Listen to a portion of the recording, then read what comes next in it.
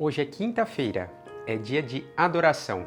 E mais uma vez, meu irmão, quero convidar você para no dia de hoje reservar um momento do seu dia para que você possa se encontrar com a melhor presença, com a melhor pessoa, que é Jesus, Jesus Eucarístico.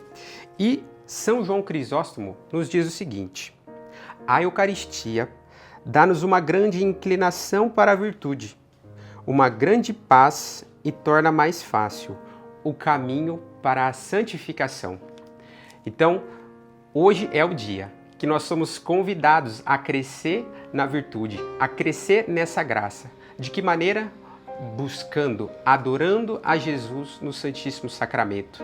Por isso, no dia de hoje, reserve nem que seja 5 minutos, 10 minutos para passar numa igreja, passar numa capela e prostrar, abrir o seu coração e se derramar em adoração no dia de hoje.